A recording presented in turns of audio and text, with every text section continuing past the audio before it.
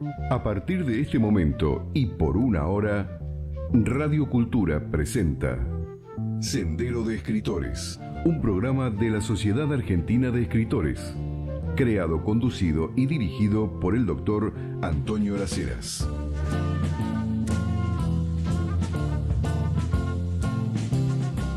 Última hora de este maravilloso 9 de julio, Día Patrio, fundación de la patria, la fundación oficial, porque obviamente veníamos de unos cuantos años.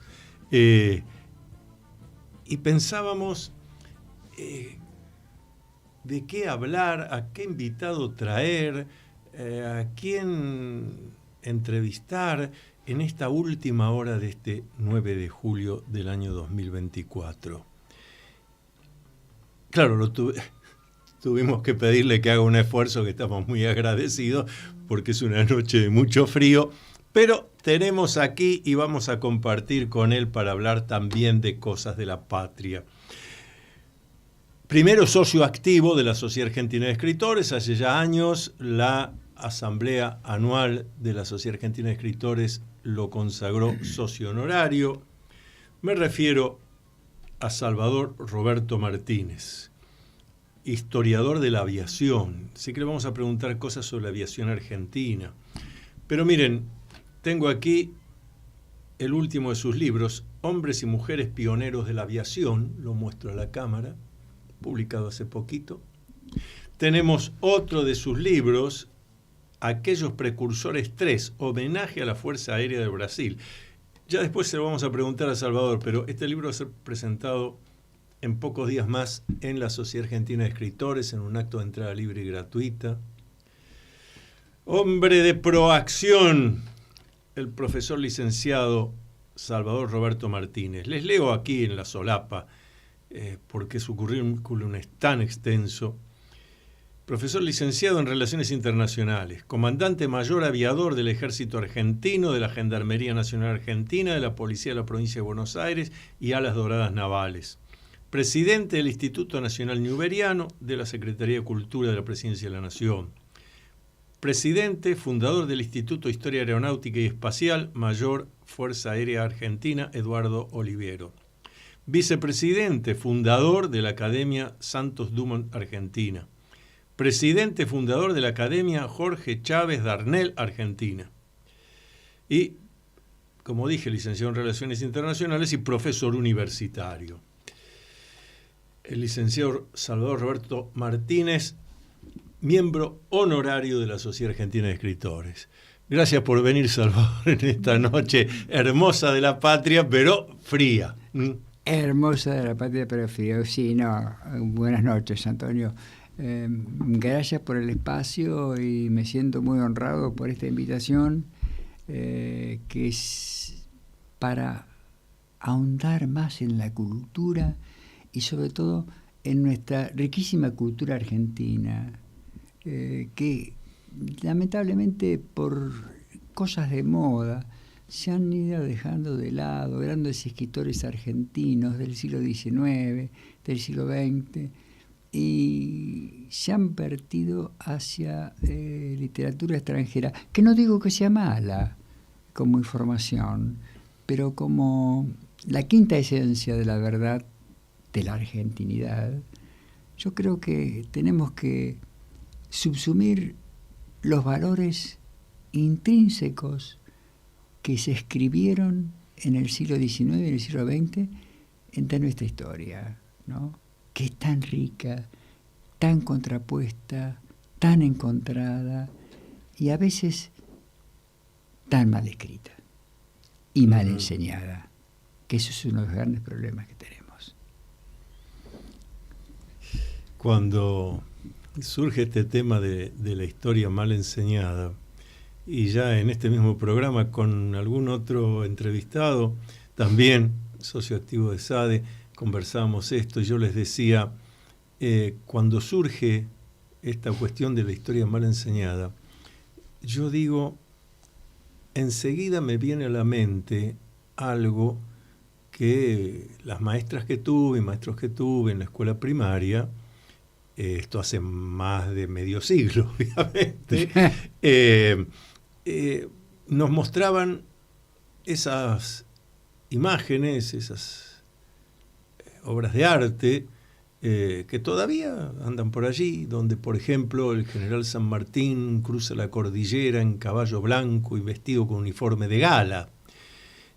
Y siempre pensé que tanto a mí como a muchos otros compañeros de la escuela, qué distinto nos hubiera resultado que nos dijeran la verdad, que nos dijeran, vea, este hombre cruzó en una litera, tenía una enfermedad, la gota, que es muy dolorosa, tenía que consumir láudano y además cruzar la cordillera y conducir a sus hombres, y en esas condiciones de extrema dificultad geográfica y de salud, sin embargo tenía que mantener la lucidez para dar las órdenes adecuadas, etc.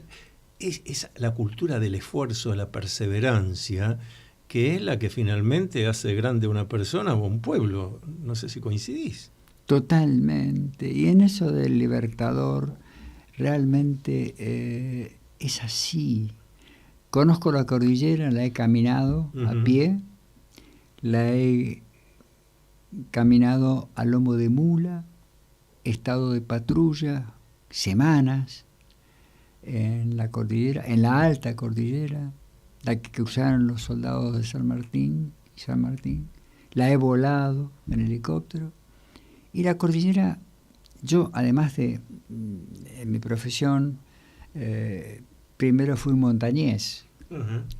Amo la montaña. La montaña es una cosa muy, muy especial, muy hermosa, porque ver amanecer en la montaña o ver amanecer en la cima de una montaña es estar cerca de Dios.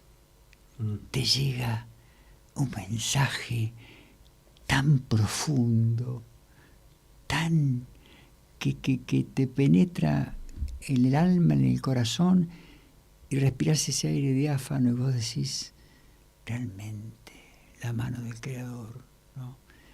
Y transportándonos al siglo XIX. Yo te iba a interrumpir para decirte, pero vos lo hiciste en el siglo XX, había helicópteros, había ropa para el frío. Ya, ahora, sí. Volvamos a esto que vas a decir. Sí. Cuando lo hizo San Martín. Cuando lo hizo San Martín.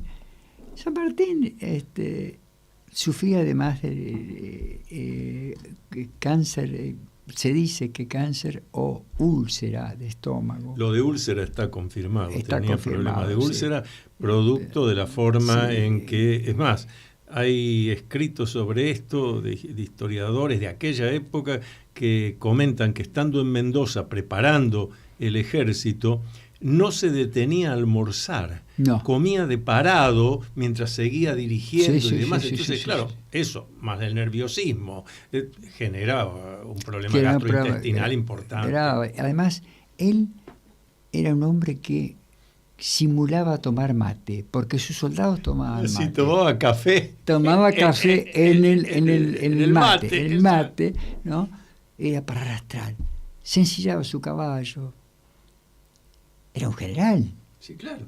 No se ensillaba su caballo, no tenía asistente que le ensillara el caballo, porque él lo ensillaba de una manera especial, recorría, andaba, caminaba como podía, y realmente la figura del padre de la patria, cuando se estudia, mira, aún hoy, en West Point, el Colegio Militar de los Estados Unidos de América, en Saint-Cyr, en Francia, el Colegio Militar, en Chandos, en Inglaterra, se estudia la campaña de San Martín. Aún hoy. Aún hoy. En estas primeras potencias del mundo. En estas primeras potencias del mundo. Y otra cosa, el gran presidente norteamericano, Abraham Lincoln, lo bautizó el Aníbal de los Andes. Ah, sí.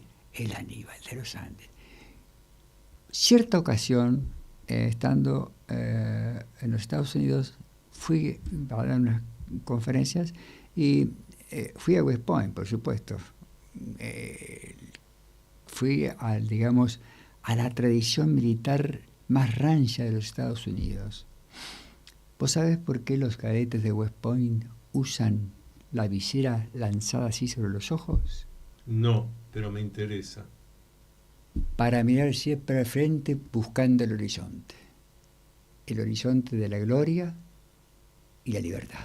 Este es un detalle, ya que te tengo acá, te voy a hacer preguntas de estas cuestiones técnicas que ignoro y que seguro muchos de los oyentes también. La primera es esa, más de una vez me he preguntado, digo, pero la visera puesta tan adelante, además, molesta la vista.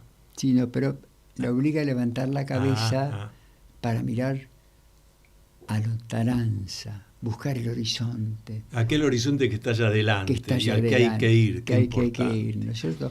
Y me emocionó cuando a una compañía de cadetes de West Point pasaron cantando la marcha de San Lorenzo en español, en honor a este humilde ciudadano argentino. Bueno, se me cayeron las lágrimas y ya me emociona recordar eso, y además sí, claro. de ver eso, y le agradecí efusivamente al director que me otorgó el uso de la palabra. Uh-huh. Y bueno, no sé qué habré dicho, porque no me acuerdo. Lo que sí es que cuando terminé, todos lanzaron sus gorras al aire, viste cómo son ellos, sí, expresivos, y con una algarabía extraordinaria, ¿no? Es un recuerdo muy grande que tengo. Y San Martín, realmente, donde yo sentí, como diría Hemingway, el cachetazo de la fe, fue en Perú. Yo soy miembro del Centro de Estudios Históricos Militares del Perú y del Instituto de Estudios Aeroespaciales del Perú. Claro. ¿Cierto? Y porque San Martín tiene que ver mucho con la aviación. Ahora te voy a contar. Uh-huh. Vamos a ver. Entonces, fuimos a dar una conferencia. Yo fui a hablar sobre Güemes, casualmente, una de las grandes adalides. Porque vos también presidís la Asociación Instituto Güemesiano. Es correcto, sí, correcto. sí. Tengo ese honor de presidir el Instituto Güemesiano. Mira, vamos a hacer la primera pausa del programa. ¿Cómo no? Y, queridos oyentes, seguimos dialogando con el licenciado Salvador Roberto Martínez sobre historia, y en algún momento vamos a entrar también en su especialidad, que es la historia de la aviación. Pausa. ¿Usted escribe poesía, ficción, ensayo, novela, dramaturgia? Entonces tiene que pertenecer a la Sociedad Argentina de Escritores. Lo esperamos para darle toda la información de lunes a viernes de 14 a 19 horas en nuestra sede de la calle Uruguay 1371, Ciudad de Buenos Aires.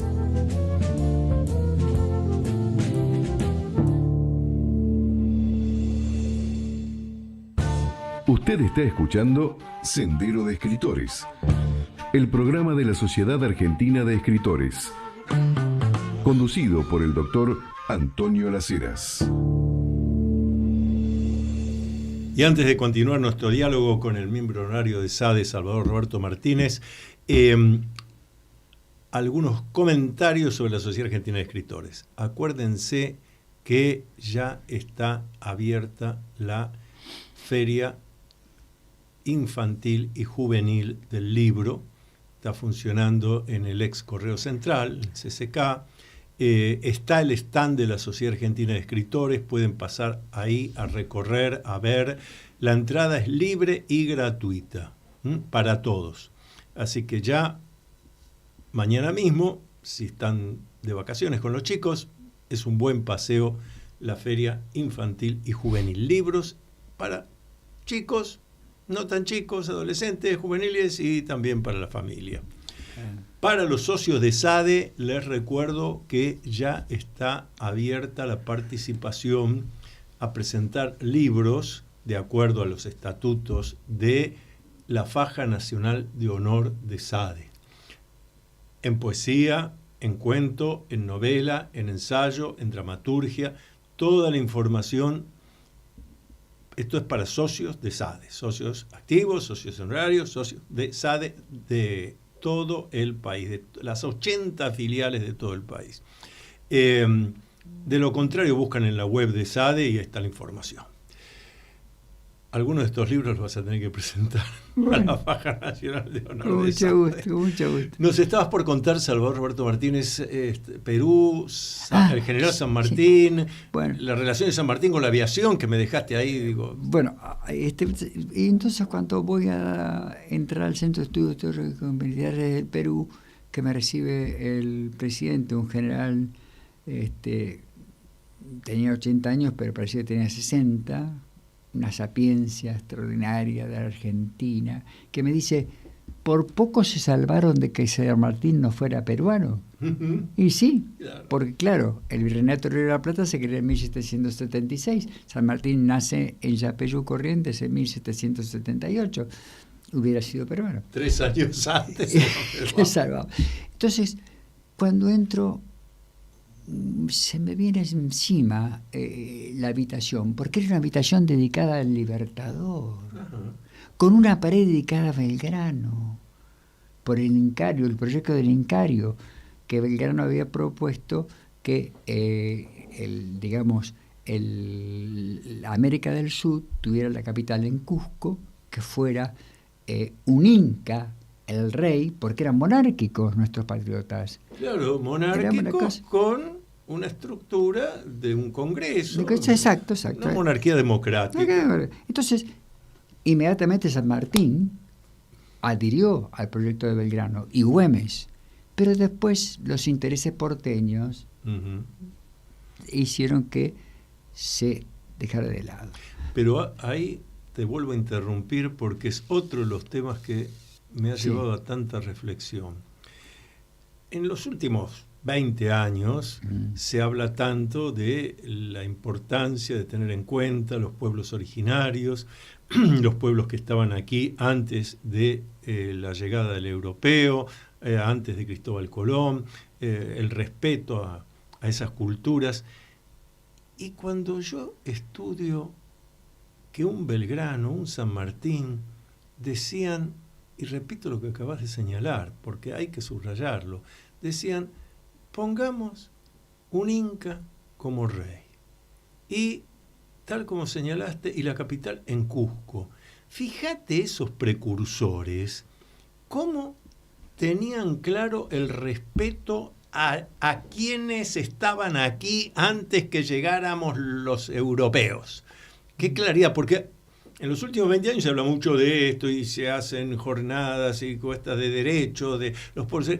Pero estos fundadores de la patria lo veían así. Y vaya que estaban ya influenciados, como vos sabés, por la Revolución Francesa, por la independencia de Estados Unidos. Sí. Pero acá el que tiene que dirigir es alguien que haya nacido en estas tierras. Es correcto. Después hacemos, sí, el Congreso, el primer ministro, lo que ustedes quieran, pero busquemos un descendiente puro de los incas y ese conduce, sería prácticamente toda América Latina. Claro. Es notable, porque 200 años después nos encontramos con que aparece esto, los pueblos originarios, tener en cuenta esas culturas como una novedad, cuando los padres de la patria lo tuvieron en cuenta, aunque como vos bien dijiste, como suele ocurrir, agrego yo, muy frecuentemente, otros poderes, otros intereses terminan tergiversando las cosas. Así es. Y fíjate vos que Perú, ¿cómo tiene a San Martín como un héroe fundacional de su patria? Obviamente, le da su bandera, le da su himno, funda su primera biblioteca nacional. San Martín decía, y esto es una cosa muy importante que sepan los que escuchen, los que ven, seguramente algunos lo saben. San Martín decía, son preferibles grandes bibliotecas a inmensos ejércitos, porque las grandes batallas se ganan con grandes bibliotecas. Fíjate vos la visión que tenía el Libertador, ¿no es así? Y vamos a la relación con la aviación. Uh-huh. Resulta ser que nuestras investigaciones siempre decían, aparecía escrito, pero nadie había investigado. Si el Libertador quiere alas para los cañones, alas tendrá, decía Fray Luis Beltrán. Repetí esa frase. Si el Libertador quiere alas para los cañones, alas tendrá. Ajá. Decía Fray Luis Beltrán, que era el que hacía el armamento para el ejército patriota que cruzaría a libertar Chile y Perú. Entonces empezamos a investigar.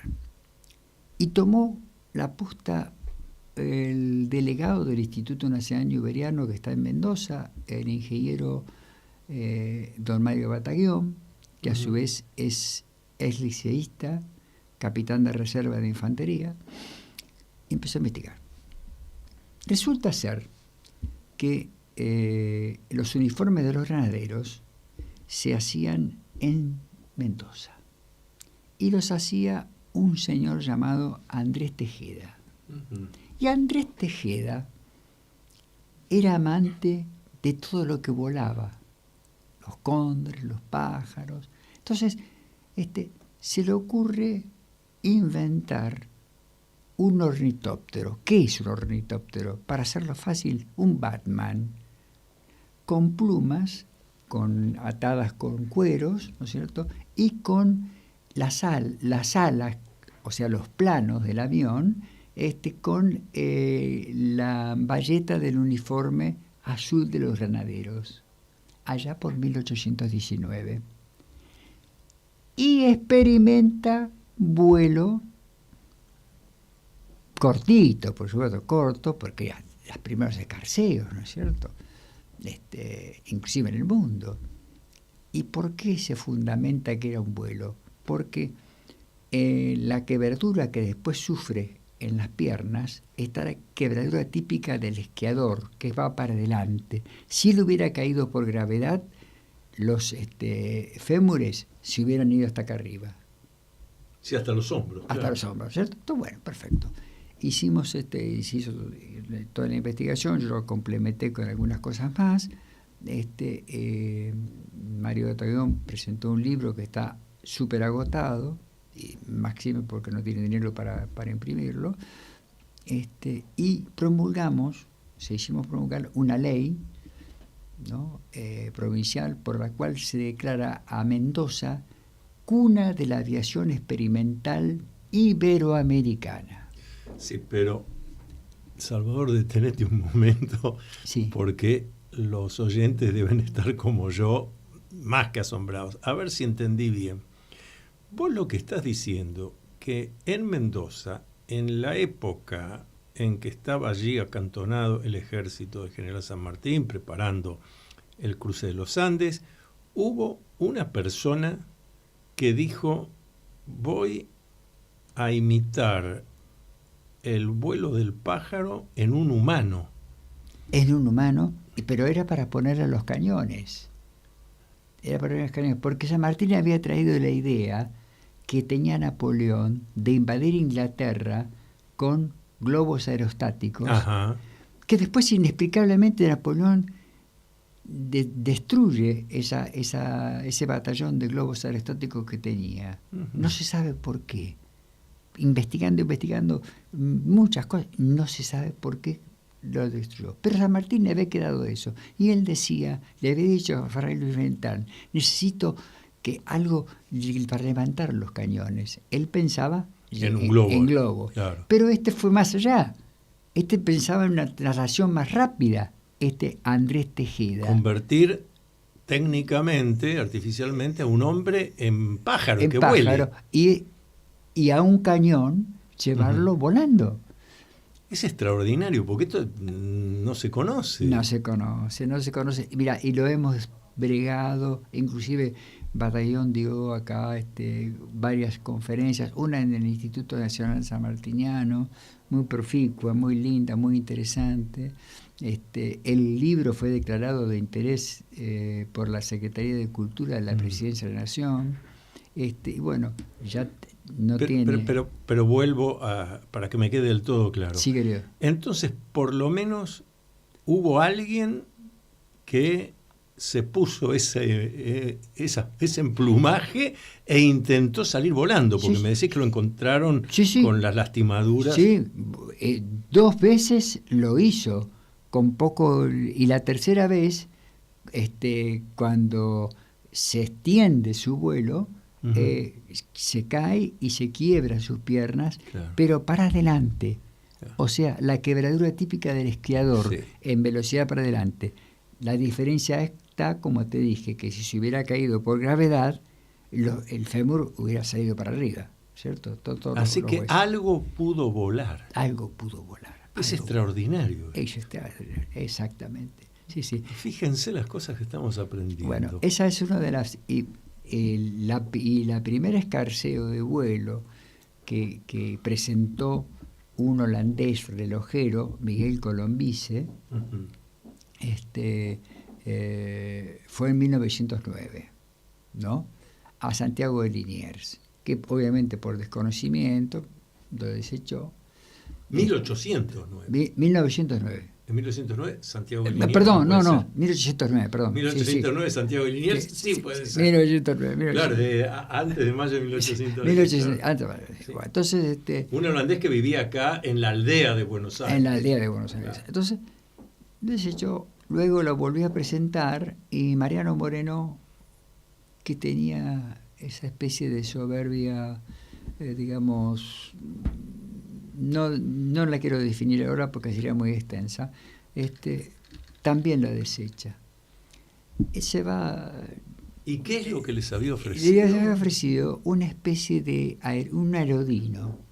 Todo lo que se desplaza dentro de la masa de aire se denomina aerodino. Sea avión, helicóptero, globo. ¿Y este en particular? Era la forma como un dirigible.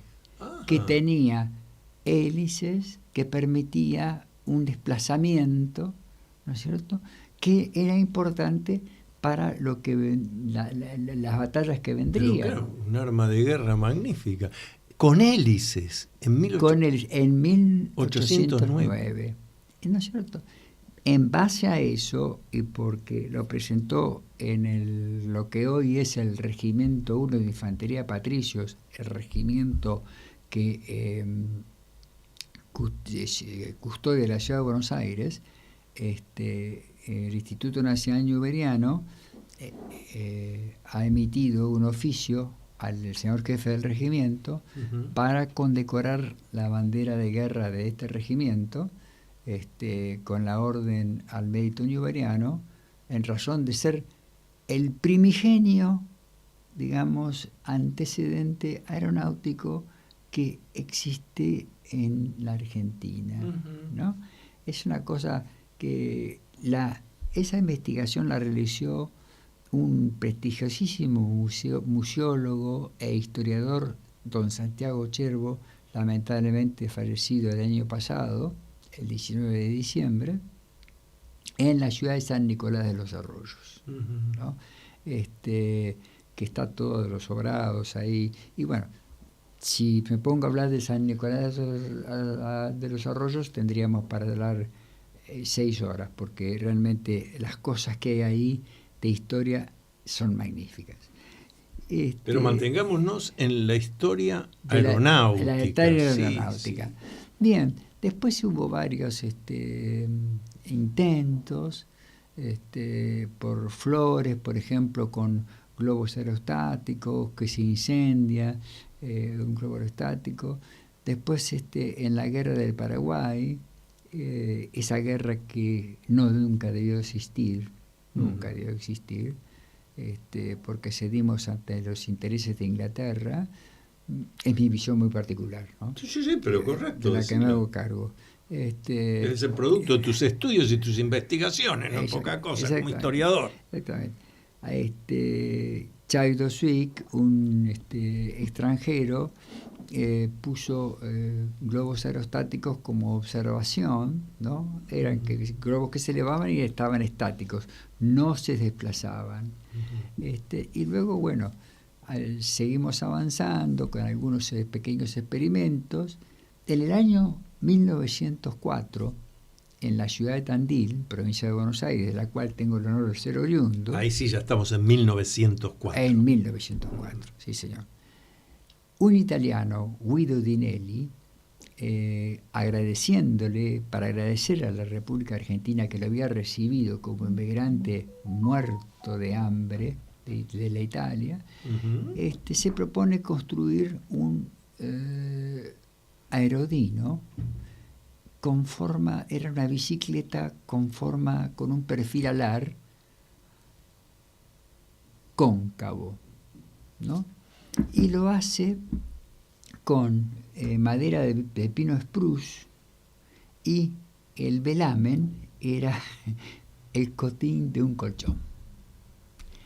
Esta investigación la realizó el profesor don Juan Roque Castelnuovo, prestigiosísimo historiador de la ciudad de Tandil, fallecido el año pasado. ¿Y funcionó? Funcionó, funcionó, está todo el estudio, inclusive en mi libro Aquellos Precursores 1, sí, está toda la historia, y está todo, la hermenéutica, la heurística y la hermenéutica, o sea, están los pilares básicos de la historia. ¿Cierto? ¿Y funcionó? Significa que... Voló 180 metros. ¿Y a qué altitud? Voló desde un cerro que está ubicado, digamos, en la parte porque Tandil es un valle, ¿no? Sí. El cerro, en este momento no me acuerdo el nombre, y que la idea era aterrizar en la Plaza Independencia, la plaza típica de las ciudades españolas. Exacto. ¿No es cierto? Que está la iglesia, el municipio, todos. Bueno, y voló 180 metros, que lamentablemente por una maniobra que el viento lo descolocó, choca contra el piso y se rompe todo. Pero si se hubiera seguido el experimento de ese italiano que era el zapatero, no sabía nada de aerodinámica, no se sabía nada de nada, pero lo hizo, se podría haber avanzado más. Pero a los 100 años, en el 2004, a bordo de un ultraliviano, yo emulé ese vuelo de Guido Dinelli, ¿no? El 25 de mayo del 2004, a los 100 años, ¿no? Pero no se te estrelló el... No.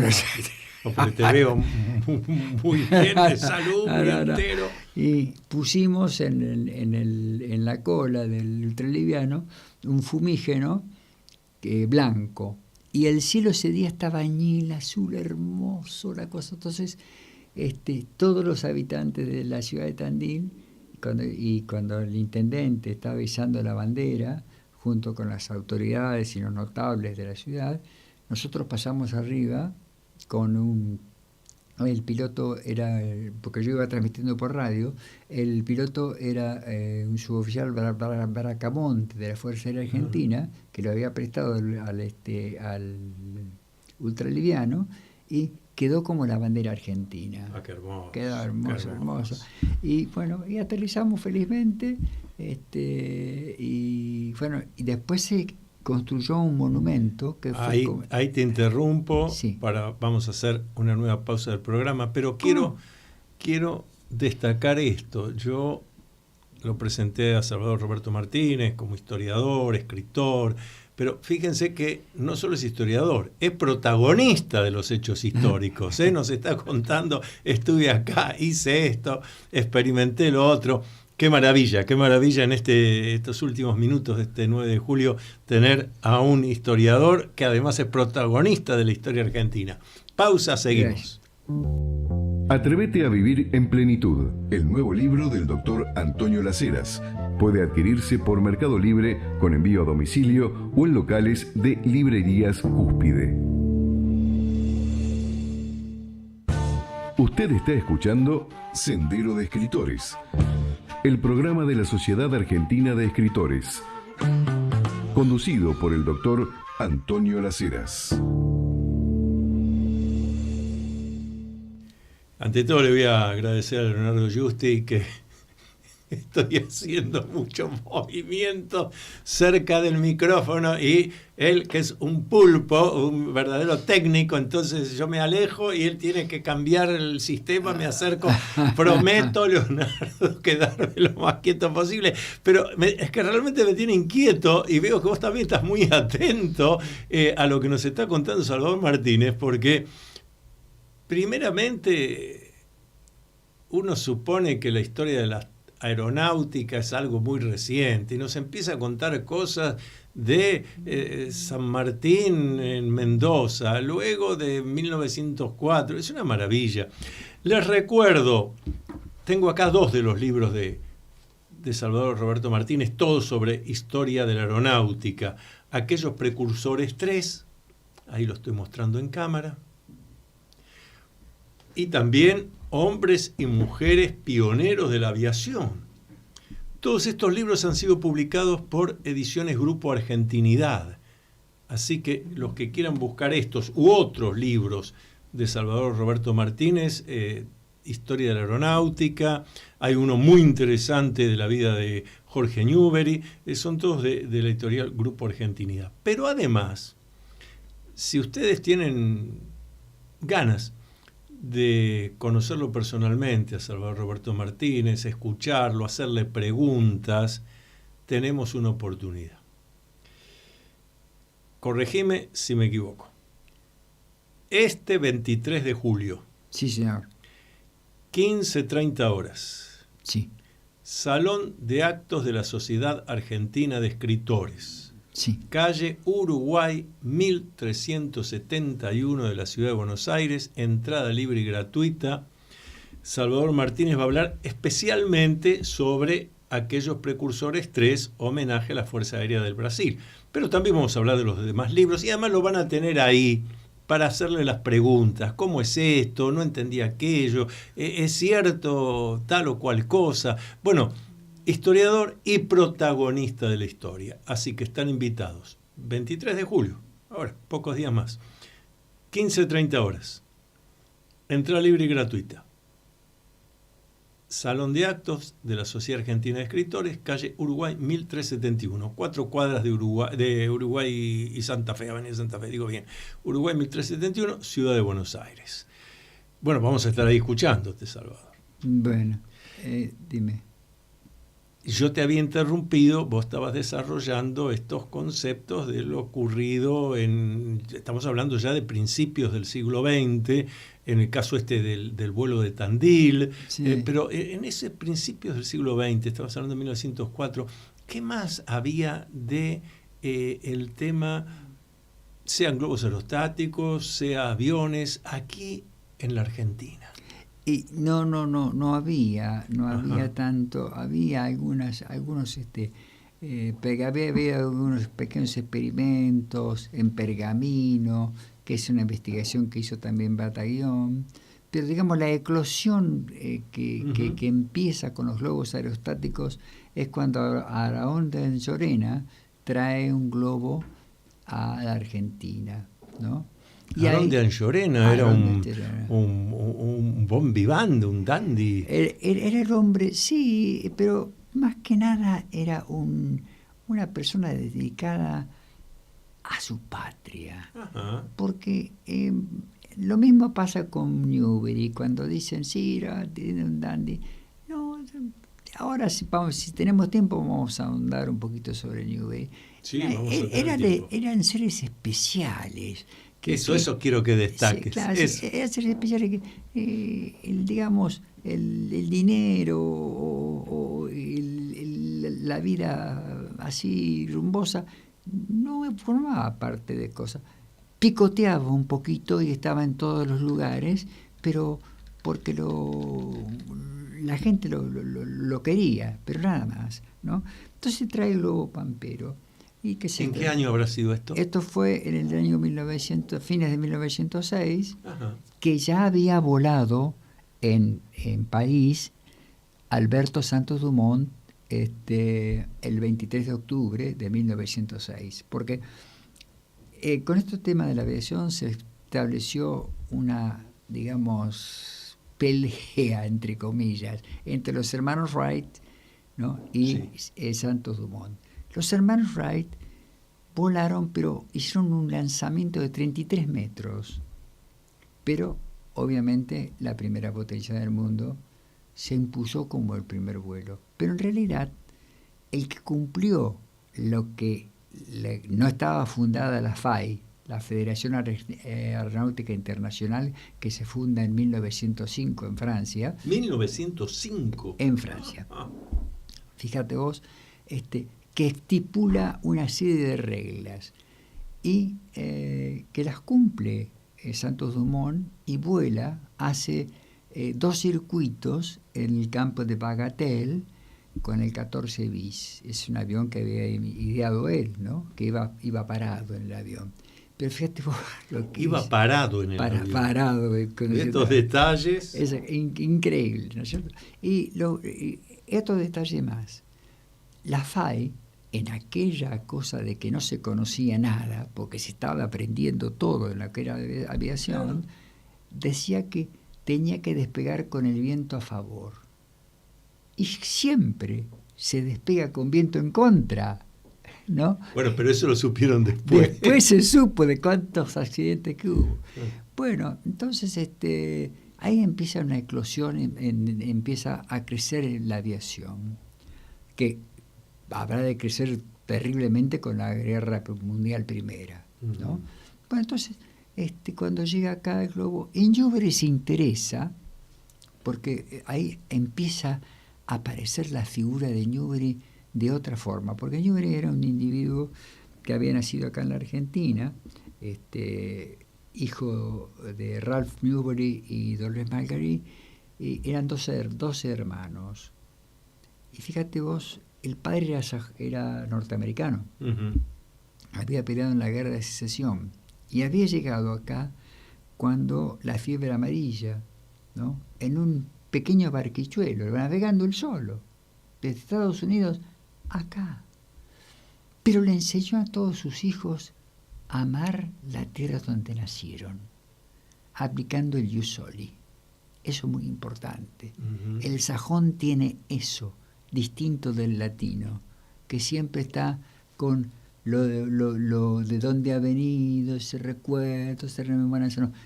Y Newbery, yo me atrevo a decir que era más argentino que los argentinos nacidos en cuarta generación, porque defendió esta nación de cada cosa tan importante que meritó a eso hablar mucho tiempo, ¿no?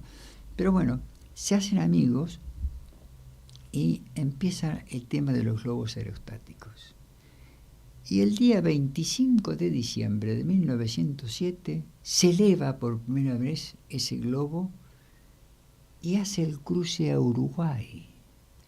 Atraviesa el Río de la Plata. La Plata, se atraviesa el Río de la Plata, ¿no es cierto? Algo notable. ¿Qué año me dijiste? 1907.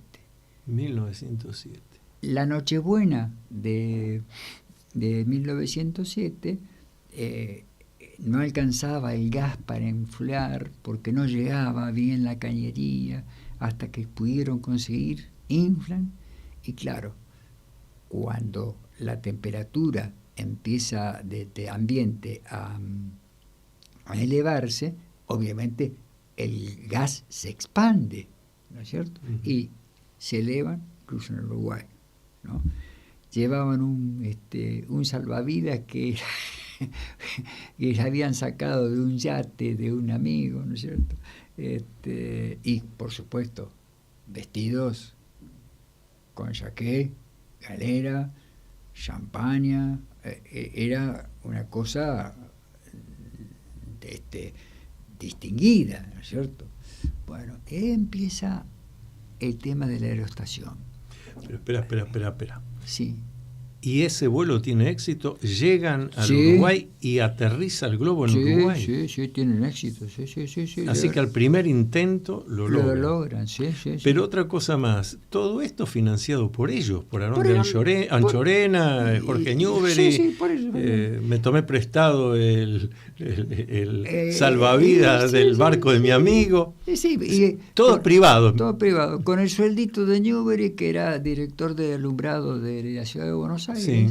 que prácticamente lo donaba todo. Newbery vivía con minucias, era un individuo que amaba el deporte y sobre todo a los boxeadores. Había sido campeón universitario en Estados Unidos de boxeo, Newbery, ¿no?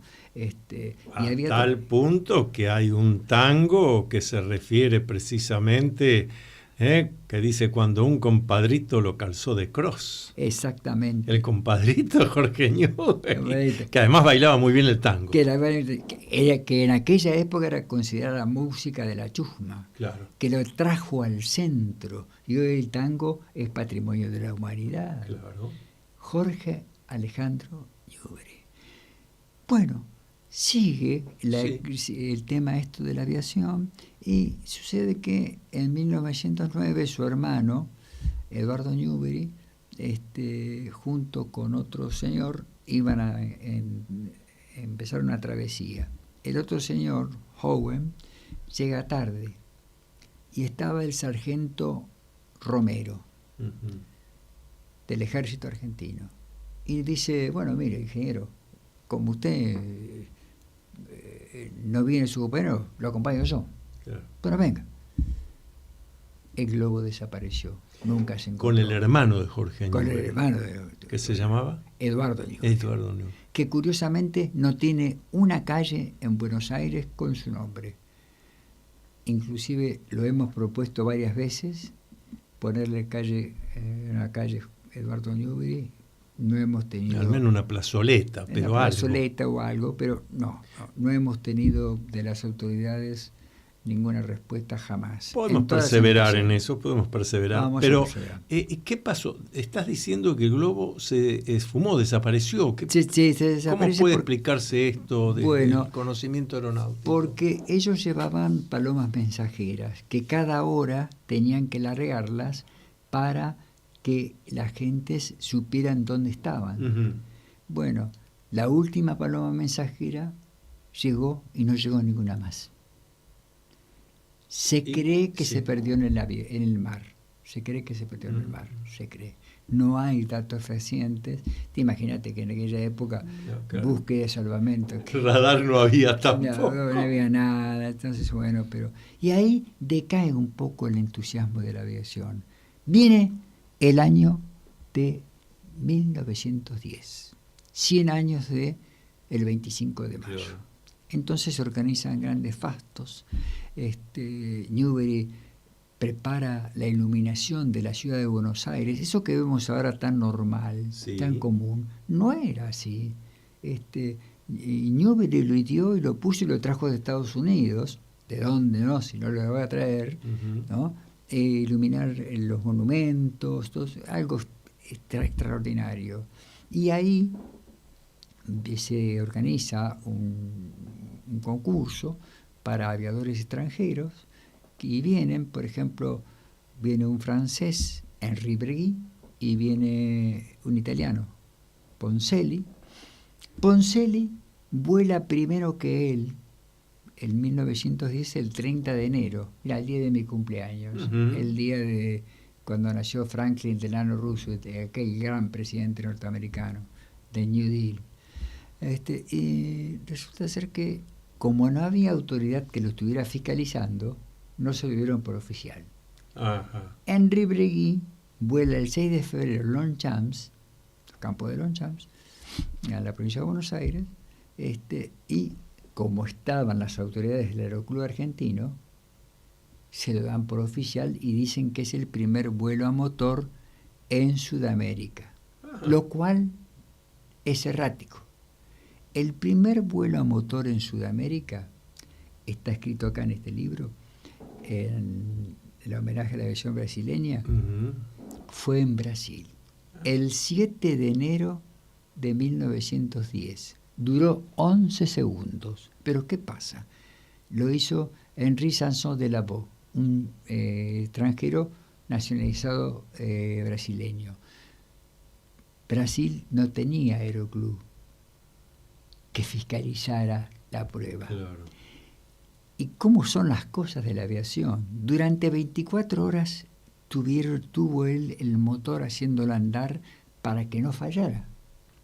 Justo ese día que se congrega en Campo dos Afonsos una gran multitud, cuando despega, vuela 11 segundos y se planta el motor. Y falla. Es terrible, ¿no? Vamos a hacer la última pausa del programa. Seguimos conociendo historia de la aeronáutica argentina, latinoamericana, mundial, con el licenciado Salvador Roberto Martínez. Los miembros de la Sociedad Argentina de Escritores tienen libre acceso a la Feria Internacional del Libro de Buenos Aires, tener a la venta sus libros en el stand de nuestra entidad y espacio para dialogar con los lectores. Otro de los tantos beneficios de ser miembro de la Sociedad Argentina de Escritores.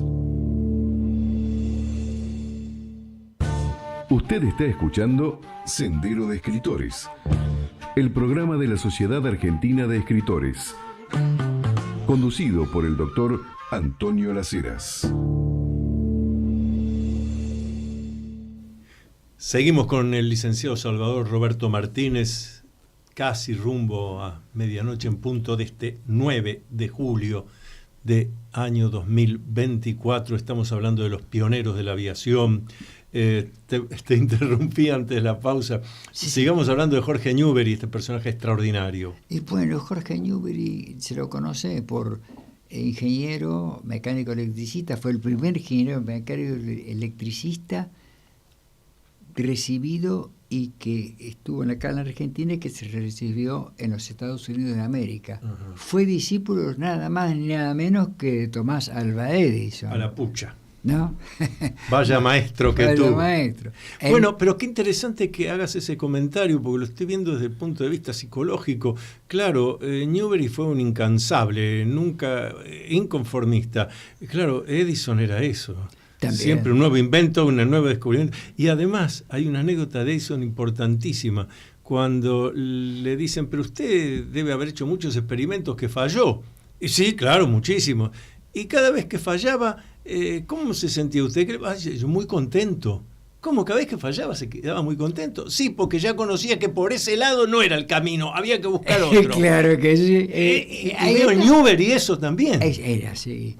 Newbery se destacó, mira, por defensor del petróleo argentino, porque las grandes potencias querían seguir vendiéndonos petróleo y a un precio privativo. Uh-huh. También defendió el cemento argentino. En aquella época había que construir el dique de San Roque. Ah, sí, en Córdoba. En Córdoba, que era el número 12 en tamaño en el mundo, en aquella época.